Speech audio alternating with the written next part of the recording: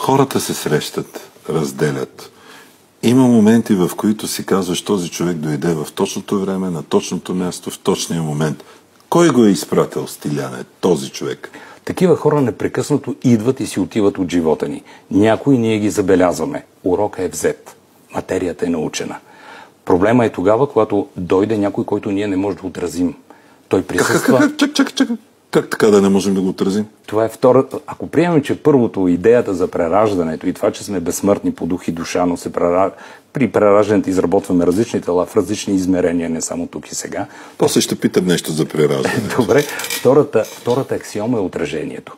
Всеки от нас е сам. Аз съм твое отражение и ти си мое отражение. Аз в теб не виждам Стойчо. Аз виждам проектиран себе си. И ако ми харесаш по някаква причина, то е защото ти отразяваш моята изучена същност. Ако ме дразни с нещо, ти отразяваш пак мен в моята неизучена същност. За мен е важно да разбера като какъв си ти в моя живот. Като приятел, като колега, като партньор, като брат, като баща, като син.